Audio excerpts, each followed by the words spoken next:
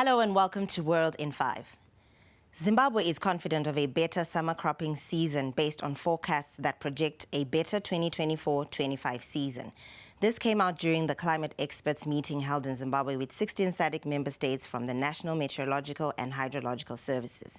Speaking on behalf of Permanent Secretary in the Ministry of Environment, Climate and Wildlife, Director World Meteorological Organization, Rebecca Manzo, highlighted how the forum is crucial for planning purposes in various sectors of the economy.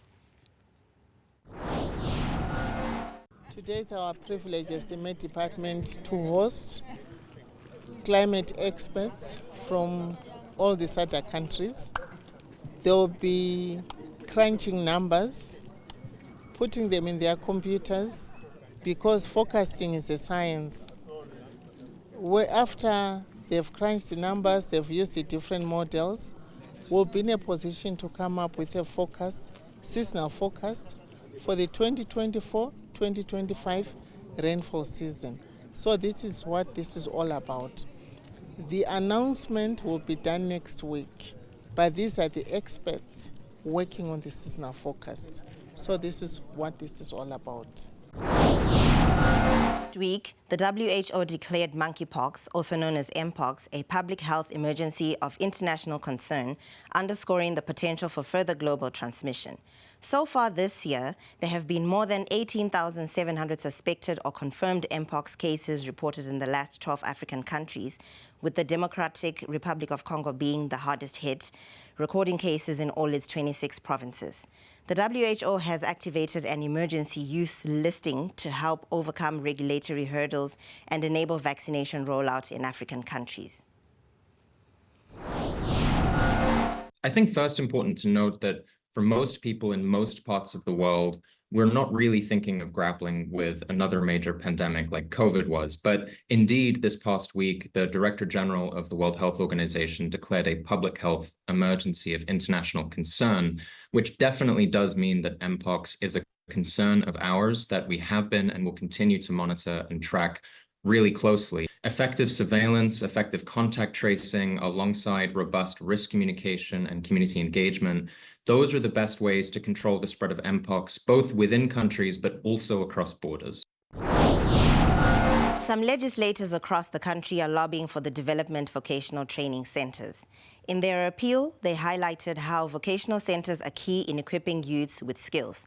In the case of Hurungwe East in Mashonaland West, the legislator Chenjerai Kangausaru is working towards the transformation of Tengwe Country Club into a training center. Speaking on the sidelines of a sports gala, Kangausaru said there was a need to empower youths with life skills so that they become economically productive and refrain from drugs and substance use. 90% of our children, they are young people that need vocational training. So henceforth, takangoona that zvakakodzera kuti tikumbire kuhurumende yedu youth kuti vakwanise kutibatsira kuti kwanise ku turn this place to a vocational center inokwanisa kuti vanhu vedu vaya nezvinobatsirikana uyezve titasa muHurungwe administration kune only one vocational center iri pamagunje. Henceforth the need for us to ne vocational training center pano inokwanisa kubatsira vana vedu kuti vaite skills and development kuti vakwanise kuona zvinobatsirikana vaye vanenge vasina kukwanisa kupedza chikoro vanenge vasina madzidzo zvakati budirirei vanokwanisa kuti vaite se vaitewo skills apana necarpentry. South African police have arrested a 40-year-old Zambian in connection with a series of kidnappings of businessmen in that country and drug peddling. Among his victims are a Zimbabwean businessman who is based in South Africa. The suspect is believed to be one of the ringleaders behind a kidnapping for ransom syndicate targeting businessmen in South Africa. The suspect is linked to the kidnapping of a 63-year-old Zimbabwe businessman in Hildkreen, Roodeport in July. SAP's national spokesperson, Brigadier Atlenda Mate, said the man was intercepted soon after arriving from his country at OR Tambo International Airport on Sunday morning. Police have been keeping a close watch on the suspect's movement. He is believed to be one of the ringleaders behind a kidnapping for ransom syndicate targeting businessmen in South Africa. He is specifically linked to the kidnapping of a 63-year-old businessman who was kidnapped in Roodepoort in July.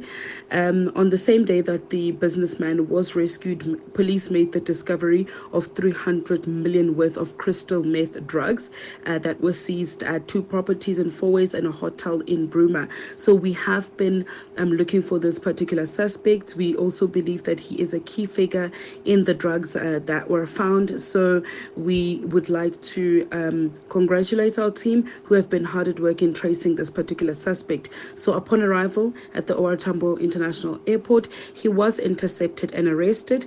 He is expected to be charged alongside 8 other suspects who were arrested for the kidnapping of this businessman and the drug bust. The brutal rape and murder of a 7-year-old girl has sparked outrage in Ethiopia, with many saying the sentence given to her attacker is too lenient. Heaven Awot was sexually assaulted, mutilated and killed by her mother's landlord, Getnet Baye, last August in the northwestern city of Bahir Dar in Amara region. Getnet was sentenced to 25 years in prison. The case attracted widespread attention after he recently launched an appeal, and the case is now adjourned until October. More than 200,000 people have so far signed an online petition demanding a review of the sentencing to reflect the gravity of the crime and to offer support for the grieving mother. Senior government officials have joined the chorus of criticism, with Minister for Women and Social Affairs Egoji Tesfaye writing on her Facebook page that the crimes committed against Heaven were inhuman, adding that her office would pursue the case with stakeholders. That's all we had for you today.